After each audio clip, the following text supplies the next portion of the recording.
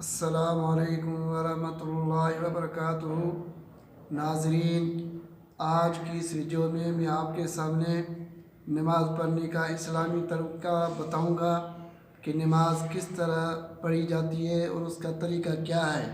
اور نماز کے اندر ہم جو تعوذ پڑھتے ہیں اور بسم اللہ الرحمن الرحیم پڑھتے ہیں اس کی اہمیت کیا ہے، اور اس کے پڑھنے سے ہمیں کیا بات یاد دلائی جاتی ہے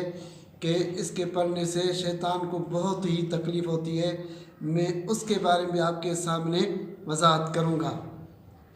یہ ہے کہ باوضو قبلہ رو دونوں پاؤں کے پنجوں میں 4 انگل کے فاصلہ کر کے کھڑا ہو اور دونوں ہاتھوں کو کانوں تک لے جائے۔ اس طرح کا انگوٹھے کانوں کی لو سے چھو جائیں اور انگلیاں نملی ہوئی رکھے، نہ خوب کھلی ہوئی بلکہ اپنی حالت پر ہو، اور ہتھیلیاں قبلے کیوں ہوں، اور نیت کر کے اللہ اکبر کہتا ہوا ہاتھ نیچے لائے اور ناف کے نیچے باندھ لے۔ اس طرح کہ دائیں ہتھیلی کی گدی بائیں کلائی کے سر پر ہو اور بیچ کی 3 انگلیاں بائیں کلائی کی پشت پر ہو، اور انگوٹھا اور چنگلیاں کلائی کے اگل بغل ہو۔ پھر ثنا پڑھے، سبحانک اللہم وبحمدک وتبارک اسمک وتعالی جدک ولا الہ غیرک۔ اس کا ترجمہ کچھ یہ ہے: اے اللہ، میں استعداد رکھتا ہوں کہ تیری ہر اس صفت کے بارے میں وضاحت کرتا ہوں کہ تو پاک ہے اور تیری شان کے لائق کوئی بھی نہیں ہے، اور میں تیری حمد کے ساتھ شروع کرتا ہوں، اور تیرا نام برکت والا ہے اور تیری عظمت سب پر بلند ہے، اور وجود میں تیرے سوائے کوئی معبود برحق نہیں۔ پھر تعوذ پڑھے، اعوذ باللہ من الشیطان الرجیم۔ اس کا ترجمہ یہ ہے کہ میں اللہ کی پناہ مانگتا ہوں مردود شیطان سے۔ قرآن پاک کی قراءت شروع کرنے سے پہلے اعوذ باللہ من الشیطان الرجیم پڑھنا نماز میں سنت ہے اور بیرون نماز میں واجب ہے۔ قراءت سے پیشتر اس کے پڑھنے کا حکم اس لیے دیا گیا کہ قراءت شروع کرنے والے کو شیطان کا واقعہ یاد آ جائے اور وہ یہ سمجھ لے کہ شیطان فرشتوں میں معظم اور ممتاز ہونے کے باوجود بارگاہ الہی سے مردود اس لیے ہو گیا کہ اس نے اپنے رب کے حکم کی مخالفت کی تھی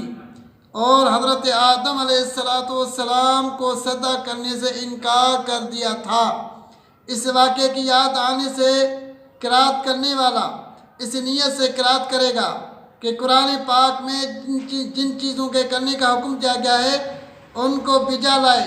اور جن کی ممانعت کی گئی ہے ان سے بچتا رہے کہ رب کی مخالفت میں گرفتار نہ ہو،